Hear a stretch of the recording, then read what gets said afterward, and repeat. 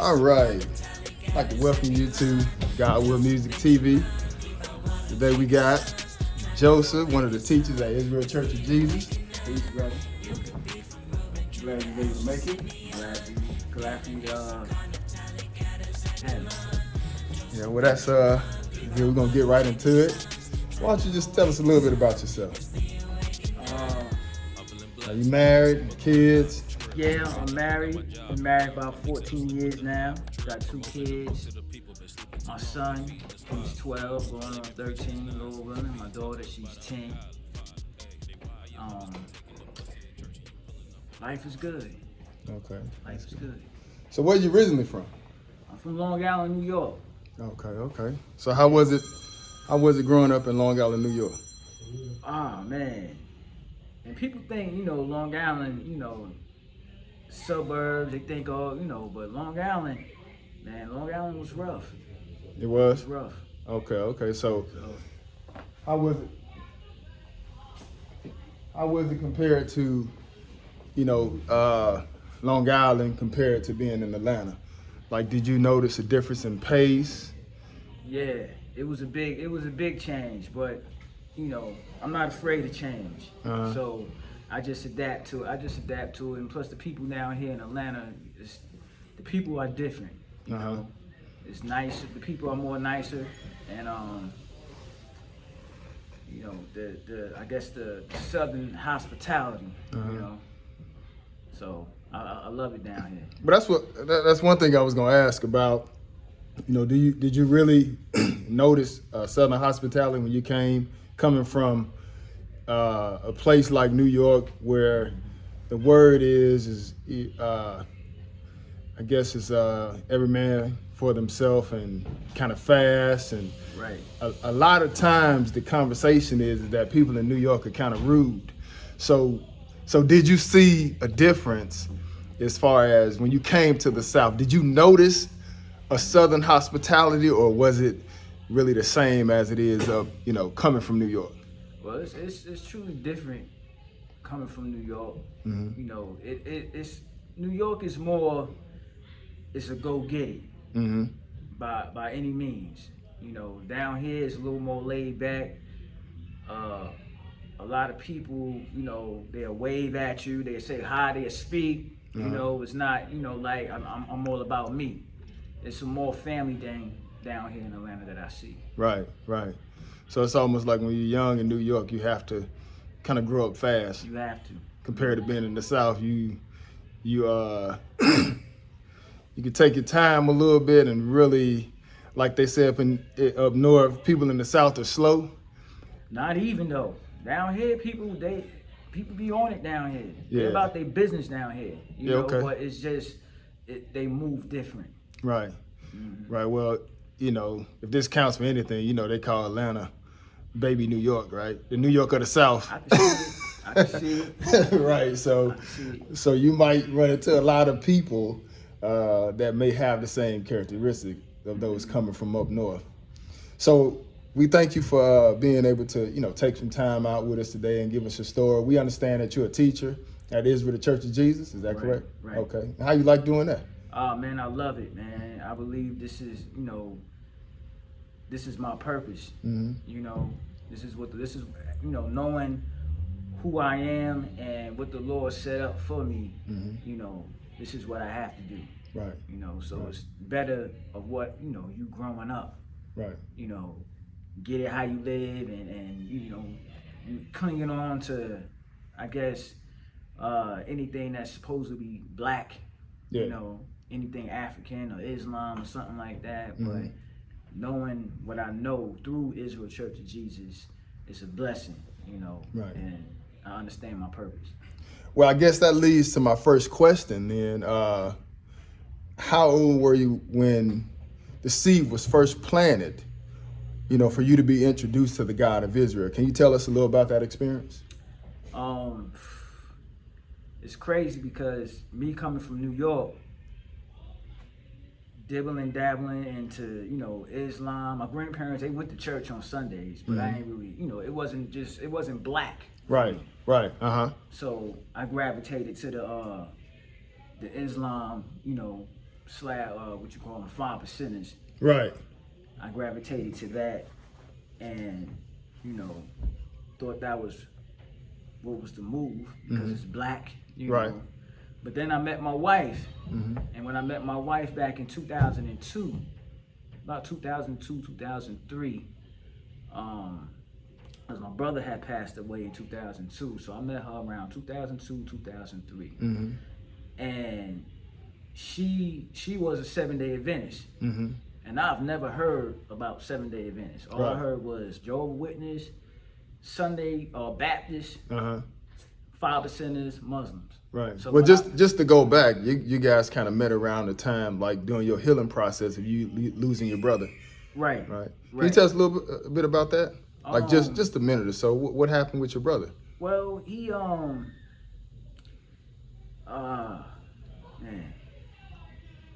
If it's too crazy. much for you, you don't have to.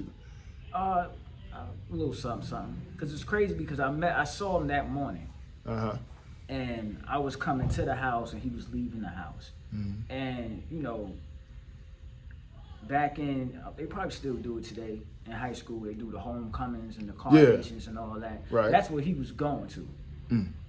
So it was that night though. Right.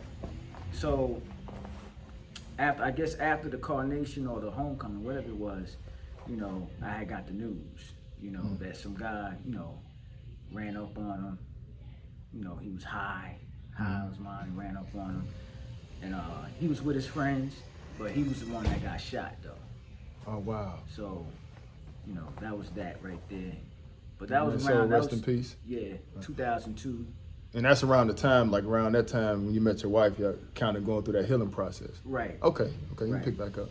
So I meet her, and I never understood why, because I used to do the rap stuff, so I used to have shows and stuff like that, and she would never come, because they always be like Friday nights, Right. and she'll never come. I'm like, man, she don't support me or nothing, you know? Uh-huh. But then we start kicking it more, and I went to her house one time, you know, it was a Friday night, and it was kind of strange, because I'm meeting her parents, well, her mom and her sisters. Right. And they all in the living room with Bibles open. Like, what the heck is going on here? Wow. You know, and she, you know, and they actually going through the Bible with me, talking about the Sabbath and the dietary law and how the Sabbath day starts on, you know, Friday sundown to Saturday sundown. So they was showing me a lot of stuff. So were you interested in her or I was interested the in word, her. what they were saying? I was interested in her. so you kind of just had to like take it at the moment? Okay. Exactly. So I'm like, all right, but at the same time, you know, it was what was written, Yeah. and I was never showed that. Right. So I was like, they was acting like I guess the Lord was like, well, I'm gonna show you anyway, Right. even though you interested in this girl, I'm gonna show you anyway. So years go by, you know, and I realized that, you know, man, I need to go ahead and wife this girl up. You know, she Right. in school, well, she was in college at the time, no kids, she don't drink, she's total opposite of me, and this is the change that I need. Like a balance. Yeah, I need to Yeah. find that. Right. So, you know, we get engaged, and like maybe about 3 years later, we got married. But before we got married, I had to, you know, of course I had to convert to 7-day Adventist, Right. because that, you know, that's what their mother wanted, Right. you know. Right. But I talked to the father, asked, you know, can I marry your daughter, this and that. He gave the okay on it. So, got baptized. Now I'm a 7-day Adventist, and I understood the Sabbath day, 10 Commandments, dietary law, and you couldn't tell me nothing.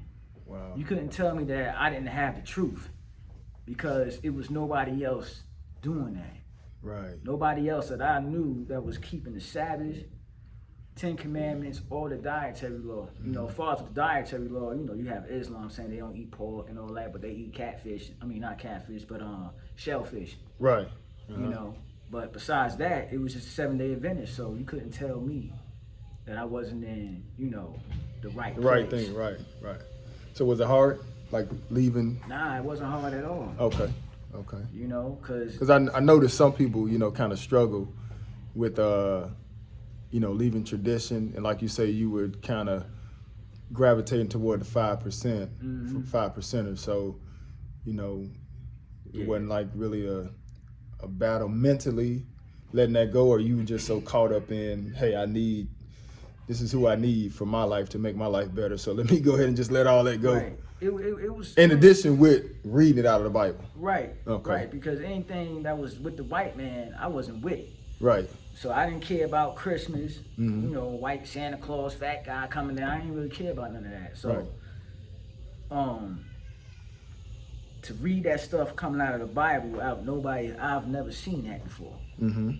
I've never heard about a Sabbath, you know, or 10 Commandments, Right. or even a dietary law. You know, even though I wasn't eating pork, period, you know, but I was eating shellfish, Right. crabs, and all that. So I had stopped all that. You know, but that was the goal for me, Right. and I was willing, and I turned, you know, I left everything behind.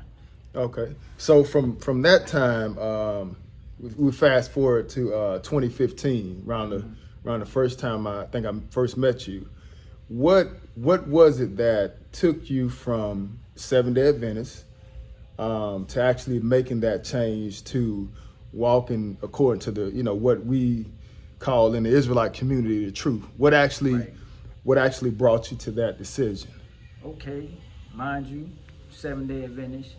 The only thing about me and most 7-day Adventists is, you know, the difference is most of them they're indoctrinated, and I wasn't. You know, I just was like, yo, I'm just gonna read, because there was a lot of stuff that I saw. It just reminded me of the Sunday church. Right. You know, so I kind of like, I just knew I had to keep reading. Did you feel like you was gravitating back toward the white man? Nah, not even. It was Okay. just, I just knew, you know, it was a lot of fake and the funk, and I just figured, you know, this is within religion, period. Right. You're gonna have people that's gonna be sticking to their guns, and you're just gonna have people that's gonna be playing it loosely. Right. Yeah. You know, so Right. that's how I just saw it. But I always kept reading. You know, so I kept reading something about 3 days and 3 nights. And I asked one of the elders at the church, which was my wife's brother-in-law, her sister's husband. So I asked him about, you know, I said, hey, do we believe that Christ died on Friday and rose on Sunday? Because that kind of stuck out. Out of all the things that I've read, that stuck out. Right. So he said, yeah. You believe that he died on Friday and rose on Sunday. Now, mind you, I didn't even know that. Wow. But I knew that that's what the Catholics believe in. But I didn't know, that's how much that I wasn't indoctrinated. I didn't even really know the doctrine that much. I just knew the 10 Commandments, Sabbath, dietary law. Right. So I wasn't really deep into the 7-day Adventist doctrine. That's why I asked that question. Right. And he said, yeah. So I said, well, that's what the Catholics believe in. Like, how can we believe? I thought we supposed to be set apart from the Catholic Church if we believe that Christ died on Friday and rose on Sunday. Because that's what they believe. Right. And that just stuck with me. Right. So is that what started the that's what questioning, planted the right? seed.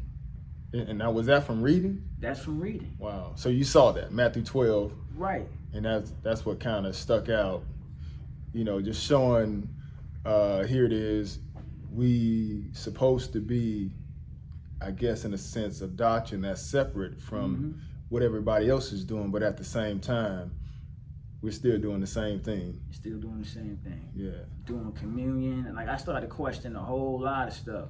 Right. You know, but questioning communion, that was after. Right. So it just I found almost out like a what I Pandora's found out. box. Yeah. I found out what I found out. So I'm like, man, this ain't sitting right with me. So I started digging and went online, typed up, you know, 3 days, 3 nights, you know. And then this brown skin kind of guy, brown skin dude, he had a little mini afro, and he had a class on the Passover, like Passover, 3 days, 3 nights, something like that. And it's this guy, and I just clicked on it just to see what it is. Right. And this dude was ripping it down, like he was throwing scriptures. He was going, like, it was a style of preaching that I have never seen. By any chance, you remember who it is? Yeah, his name is Elijah. Oh, okay. From the Israel Church of Jesus. Is that right? I think he's known by that afro. Yeah, he has dreads now, but that afro he had a little mini joint. It's definitely something. And he was just going in. And like I Right. said, it was something that I've never heard before. I'm like, wow. Cause you hear these guys, these pastors, they preach, and it's just like you get a couple of scriptures here and there. Right. But this dude was just hitting scripture. Right. And I was just blown away on his style and how he was just giving it to you. I heard it raw. Mm-hmm. So it was the class that I needed. Right. Because he broke that joker down from dealing with the feast days, which I've never heard because they don't preach that. So I'm like, yo, what the heck? Like, what is this? Like, feast days? I'm going to Leviticus 23 and I'm reading it, and it's lining up with the weekly Sabbath day, and then you got these annual Sabbath days doing in their seasons. I'm like, what the heck is going on here? And they don't preach that. So I started digging. So I'm going through that class, back and forth, scripture, learning that class, and because I went to the elder about the preparation for the Sabbath day when they took Jesus off the cross, and he said it was the weekly Sabbath. So I'm like, the weekly Sabbath, what? If I'm not mistaken, I think in John, it talks about The high Sabbath. a high Sabbath. Right. So I'm like, what is this high Sabbath? And then what Elijah was saying, he's talking about these are the Lord's high Sabbath days. Right. And if he died on the Passover, the high Sabbath day was unleavened bread. I'm like, what is this unleavened bread? Right. So I'm like, that was, why he was taking off, not for the weekly Sabbath, Right. but it was for the unleavened bread. So I needed to find out, well, what day was this then? So you done started I started on something. your path onto something, right? Yep. Onto your journey, I would say. So bringing you up to the time that you first actually visited Israel Church of Jesus, what was your experience like? Like how did people respond to you all of a sudden questioning everything, and then not only looking at those things that you just mentioned, but also you didn't go back. Like you didn't go backwards. It's not like you saw this information and put it down. You actually saw the information, and this is why you're here today. So what was the experience like? Because a lot of people that actually come into the truth, they may think, okay, well, this journey or this battle is something that I'm going through by myself. And most people don't know that all of us, for the most part, have experienced this. So what was your experience like? Well, see, the thing is I wasn't even looking for the truth. I was just trying to find I guess I was looking for the truth. Like, it didn't seem like that. It just seemed like I just wanted some answers about this 3 days, 3 nights. Because you still couldn't, that's the thing, because you still couldn't tell me that I wasn't in the right position. Right. I'm keeping the Sabbath. It's just that it's just something unclear here. Mm-hmm. And that was my main focus. Right. And then to come to find out, like, learning what I was learning on that video and, taking it back to them. Right. And you even had some of them was like, oh, yeah, I know about that, but we don't have to do that no more. That was for the Jews, because they considered themselves to be Gentiles. So I'm bringing this stuff back to them. I was just keeping it to myself. Nah, I was taking it back to them. And it was just like, I know they can just see like, yo, like we losing them. That was the look, because I was the guy. I was like, yeah, we gonna send this dude to theology school. He gonna be. Oh, you was in line, eh? Yeah, I Oh, was really? in line. Oh, wow. I was in line because that's what I wanted. I wanted to teach or preach. I wanted Right. to do that. Right. You know. But once I started getting into more dealing with Brother Elijah's videos, Mm-hmm. and then even going out finding that there's actually a community Right. of this type of style of teaching, Mm-hmm.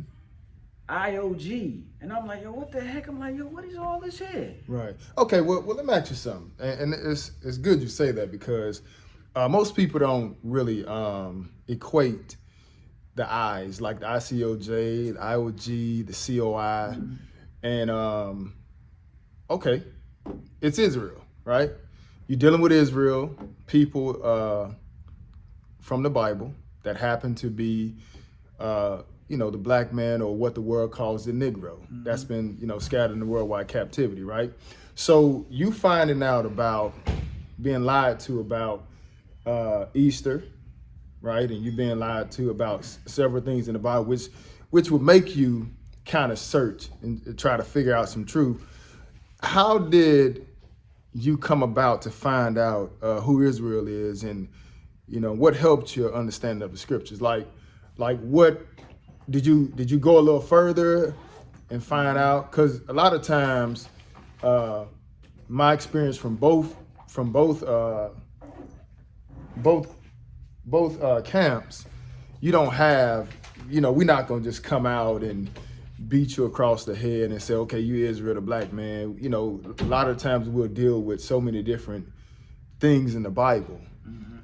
So what was it for you that actually opened your eyes to the fact, wait a minute, this Bible's actually talking about me? Like what did you see? Because like I said, a lot of times we're not gonna go that route first. Right. You know what I'm saying? We try to push Jesus first and foremost. So what did you see to let you know that you were actually being spoken about in the Bible? Well, it was digging. I guess just being nosy. Right. I was poking and poking and poking to the point where it was just exposed to me. Right. Black history in the told in the Bible. And I'm like, yo, what is this? Black history? You know what I'm saying? So, but it started off with the 3 days and 3 nights. Right. It started off, with Jesus and making my, and I'm pretty much just, I'm scratching. I'm like, I'm scratching and it feels good. Right. Right. And I just kept digging and digging and digging to the point where, I just started reaching out to these camps. And it's crazy because out of all these camps, even the radical ones, because it was just still amazed to me, like, yo, who is it? Like, look at these brothers, they deep, man. Right. Look at them. Right. And it was all by the hand of God, because out of all these brothers I reached out to, the only person that reached back to me was Brother Elijah. Right. And he called me. And I spoke to him, and at that point when I spoke to him, I said, yo, this is it. Wow. And he said, yeah, brother, we're gonna have a camp down there in Atlanta. I'm gonna have somebody to come get you. Now, mind you, this is before Passover. Right. But I knew it was coming up. I did Passover in my house, unleavened bread. My wife looking at me crazy because I'm still going to Seventh-day Adventist Church. I'm still going there. Right. But like doing unleavened bread, I'm in there eating unleavened bread. People looking at me like, yo, what you doing? And I'm eating unleavened bread like, yo, this is what we supposed to be doing. So now I think they knew, like, yo, this is a problem. Wow. This was a problem. And he told me, like I said, it was unleavened bread. And he said, hey, we opened up a camp around Pentecost. And it was that Sabbath. And that Sabbath, that Sabbath before that one, that was my last Sabbath at the Seventh-day Adventist Church. Okay. And when you open up that first Sabbath, and the next day was unleavened bread, it was it. First time seeing you, like a little kid. Yep. Yeah. So since that leads to the next question. You know, since that time, how has being in the Word, how has it impacted your life? It was a struggle at first because, like I said, my wife, she was still going to the Seventh-day Adventist Church. Uh-huh. You know, it didn't take her to about 2 months, I think. You know, till she decided, let me just go, you know, one Sabbath with her. Well, I think it's fair to say that when she came, she didn't go back either. She ain't go back either. Yeah, you know that's not too common in Israel. You know, sometimes you had a wife come and don't show up ever again for about another 5 years, 6 years. But shoot, it was a class you taught. Well, that's the Lord, but That was the Lord. you know, so that was a blessing that took place like that. Mm-hmm. But yeah, so you can definitely you know, see a change. Yeah, it was a big change because I used to do a couple of videos in the morning and then go straight to the Seventh-day Adventist Church. Wow. And show everybody what I and show, you know what I mean? You was gonna get kicked out of there sooner or later. Yeah, man. Like brothers, man. It's a lot of brothers that I try to reach out to him. One of them being Cephas. You know, he came right along. Yeah, he did too. You know, he was young. He was young, he was too. definitely young. Yeah, had a Gentile, brought a Gentile in. Yeah, Brother remember Jake, him? Yeah, you know, yeah. He, you know, I still deal with him. You know, here and there he called. You know, right. But he didn't. You know. Well, that's good. At least you guys still stay in contact. That's good. But it was a struggle, man. Wow. It was a struggle. But the moment y'all opened up, it was a wrap. I didn't care. Right. Cause I like y'all. I don't owe y'all nothing. Y'all don't owe me nothing. Right. Well, for those that may be out, you know, that may happen to watch and, you know, come across this, that may be dealing with, you know, some of the issues Israel or the saints deal with first coming into the Word. What advice would you give to someone who may be new in the Word? Man, stick to the Word. Stick to what the book say. Yeah.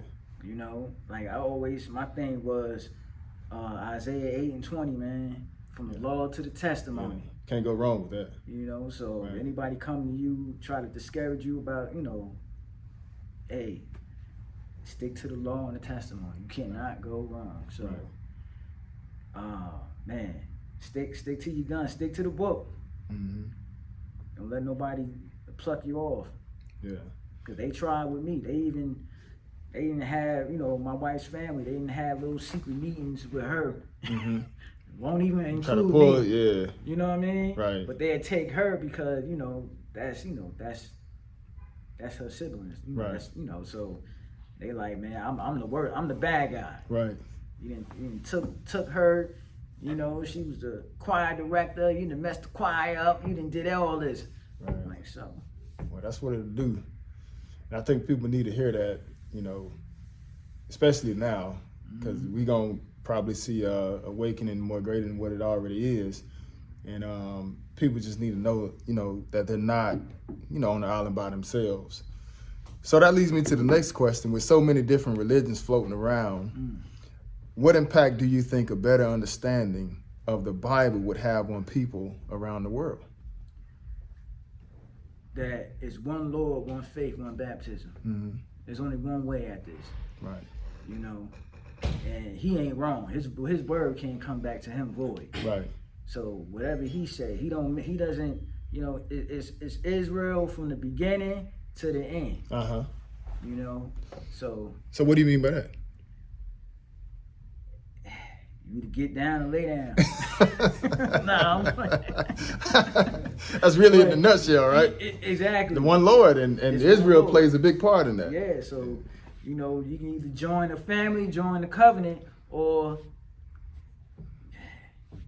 it's a nice hot seat for you. Yeah, absolutely. Well, first and foremost, before we get to the last question, I want to thank you for helping us launch this new webisode on YouTube from Godwood Music. Man, my pleasure. Some we introducing to the community, Godwood Music TV. I want to thank you first and foremost for being, you know, coming across, blessing us with your story. Later on down the line, it'll be a little longer, but we have other ones that are set up, so we just gonna try to keep it at 30 minutes, which we're coming up on that mark now. But the last question, I just want to know, and I think they would want to know, what's your favorite book, scripture? I mean, what's your favorite book, scripture, and tell us why. My favorite book would probably have to be